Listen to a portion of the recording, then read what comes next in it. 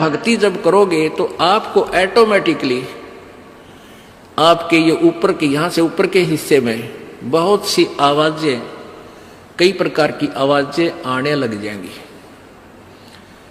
इसमें जो हमें आवाज सुनती हैं ये प्राथमिक भक्ति की लक्षण है, अंतिम नहीं है।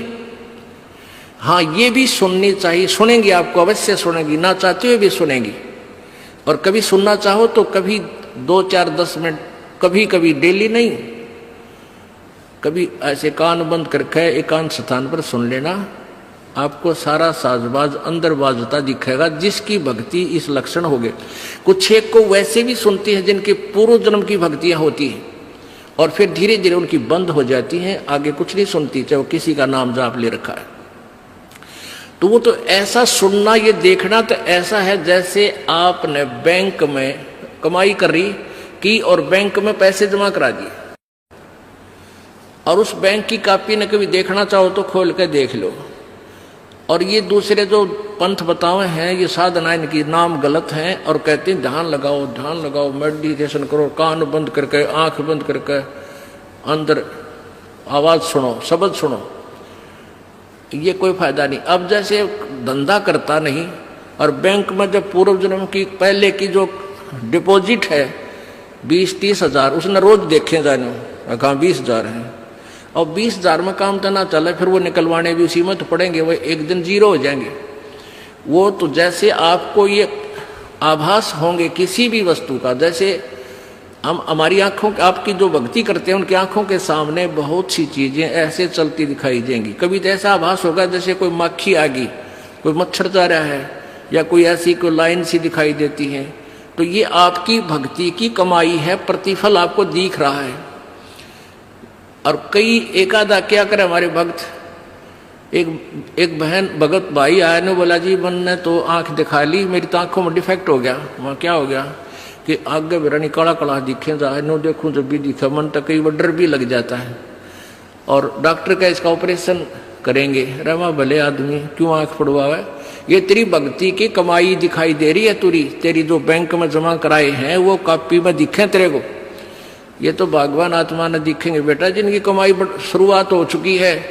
जेता अंजन आंजिए चश्मों में दिखंत, नो बोला सचमुच में, कहा सचमुच, फिर खुश हो गया रहे तेरा गजब भैया। तो ये जो सामने दिखाई देते, घबराना नहीं। बहुत से भ्रमित हो जाते हैं क्योंकि बार बार ये दास नहीं बता पाता आपको। तो प्रत्येक सत्संग में आओगे तो कभी ना कभी हर पहलू पर विचार विमर्श दिया जाता है। तो घबराना नहीं है, ये आपकी आंखों के सामने कोई वस्तु दिखाई देगी, वो आप ही बताओगे, दास बताओगा तो तुम झूठ भी बोल दोगे।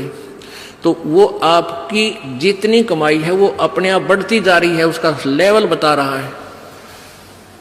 तो ऐसे अंदर आवाजें आएंगी, कई प्रकार की आएंगी, और उनमें से एक न्यारी आवाज आएगी,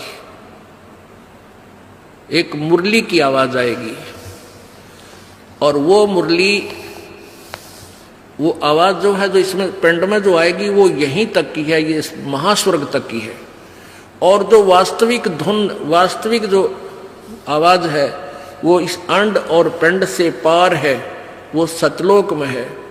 वो वहां जाकर आपको वो बात बाहर सुनाई देगी।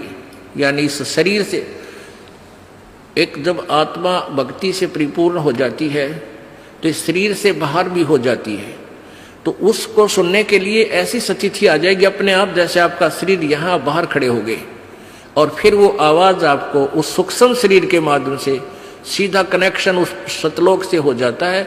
वो परले पार वाली मुरली आवाज, वो धुन, वो झनकार अलग से सुनाई देती है। फिर सेकंड के बाद आप उसी शरीर में होते, आपको पता भी नहीं कि मैं बाहर गया या अंदर ही था। वो बहुत बाद में जाके बहुत लेटेस्ट स्टेज पे ऐसा होगा। पर ऐसा हो या ना हो, आप जैसे दास बताओ, ये खुराक खाते रहो, रोग कटेगा, ये साधना करते रहो। तो क्या बताया है, जाप अजप्पा जप के अपना दहेज बना लिए, और ये अनहद बाजा बाजन लागे फिर खुशी मना लिए। फिर मान लिए खान तेरी भक्ति चल पड़ी, निकट लागली बात आगे लेने, यानी बरात आगे।